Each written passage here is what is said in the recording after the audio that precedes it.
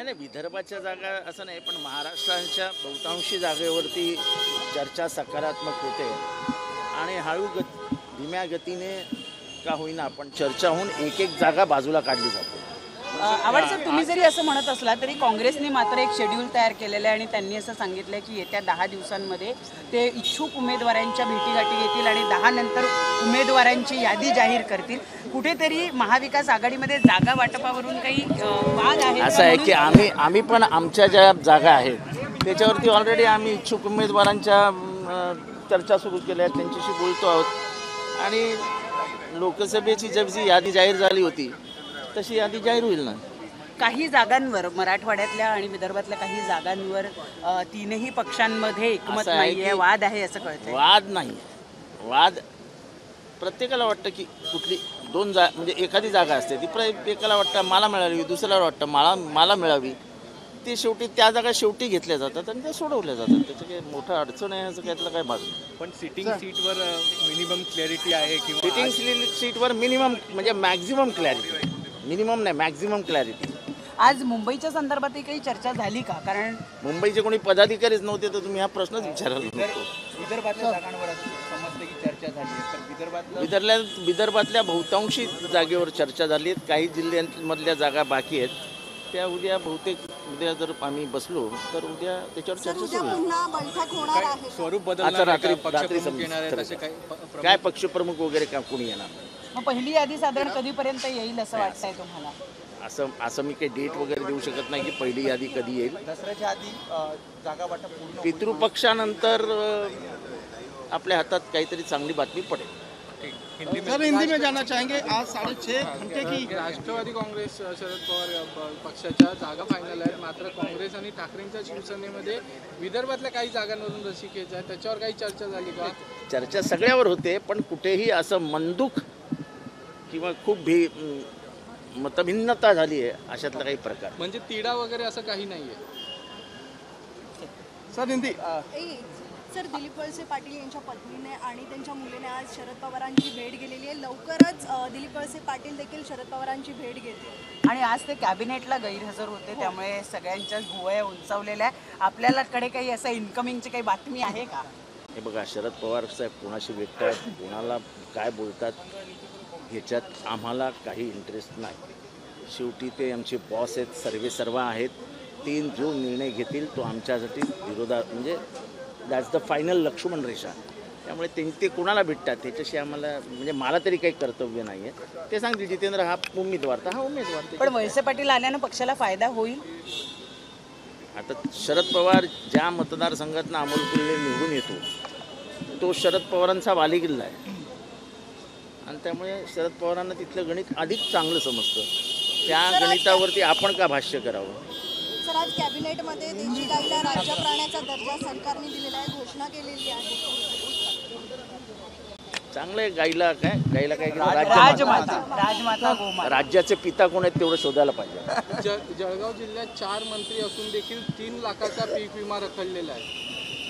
शेतकरी राज्याचं खूप काही रखडणार आहे. अजून थोडे दिवस जाऊ द्या ना पुढे.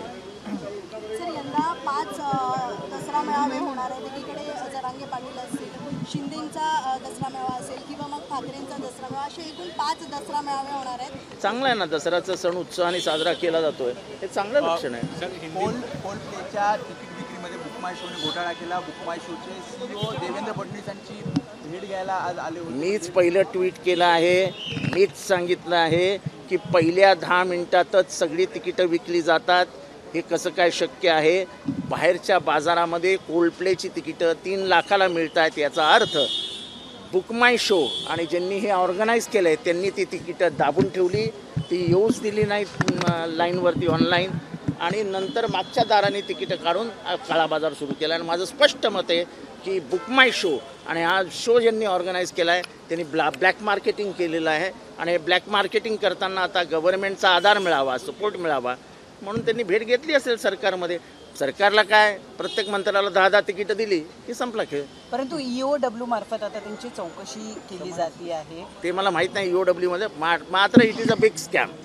सर हिंदी में जाना महाविकास आघाड़ी की बैठक हुई है 6.5 घंटा. आप कह सकते हैं की आणि कसं आहे की कोल्प्ले हा तरुणांच्या भावनांचा खेळ आहे. म्हणजे इतके तरुण त्याच्यात उपटले गेलेत की काय काय करतात तरुण पोरं पोरी, मला म्हणजे मी माझ्या मुलीवरनं पण सांगू शकतो. आणि ते लाईन लावून त्या ऑनलाईनवर बसले होते, त्यांचा नंबरच आला नाही. असं कसं शक्य आहे? आणि हा ऑनलाईन तिकीट विक्री हा स्कॅमच आहे. म्हणजे कुठली क्रिकेट मॅचची सुद्धा ऑनलाईन तिकीट विक्री.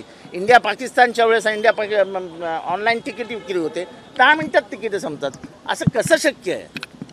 कोल्डप्लेची तिकीटं म्हणजे ज्यांनी पहिल्यांदा लॉग इन केलेल्या कुठल्या माणसाला कोल्डप्लेचं तिकीट मिळालं असं एकतरी मुंबईत माणूस शोधून दाखवा. सर हिंदी याचा अर्थ त्यांनी ते सगळे पैसे वळते केलेले आहेत. सर हिंदी में जानना चाहेंगे कोल्डप्ले के सीईओ के ऊपर आरोप लगे हैं। नहीं, आरोप नहीं, मैंने ही पहला ट्वीट किया है कोल्डप्ले का, और किसी ने ट्वीट नहीं किया है. मैंने ही ट्वीट किया था कि यार वो बच्चे बच्चियाँ सुबह से ऑनलाइन टक टक टक टक टक टक कर रहे हैं, इनका नंबर ही नहीं आ रहा है और बाद में डिक्लेयर हो जाता है टिकट फुल. अरे बम्बई में एक आदमी जिसका ही है जिसको ऑनलाइन टिकट मिला है, तो ये टिकट जाते कहाँ हैं? और फिर 3 लाख में काले बाजार में ये टिकट मिलते कैसे? आज 3 लाख है. मुझे लगता है कोल्डप्ले का खेल होते होते एक टिकट 15-20 लाख में बेचे जाएंगे. तो जब तक कोल्डप्ले जिसने लगाया है ऑर्गेनाइजेशन और ऑनलाइन बुक माई शो के मालिक, ये दोनों इसमें शामिल हैं और करोड़ों रुपए का अंदरूनी खेल हो रहा है.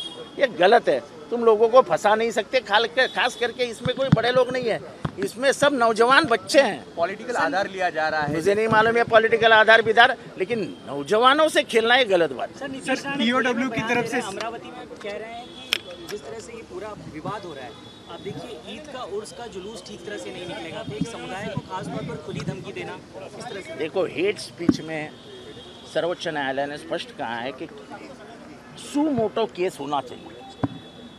जब वो आदमी खुल के बोलता है कि मैं मस्जिद में घुस के मारूंगा, इट्स अ थ्रेट. पुराने आईपीसी के तहत 506(2) ये लगाना चाहिए. ये थ्रेट परसेप्शन का है. कहाँ ये सरकार लगाने को ही तैयार नहीं. ये सरकार ने मैदान खुला करके रखा है कि भाई ढोस दे दो.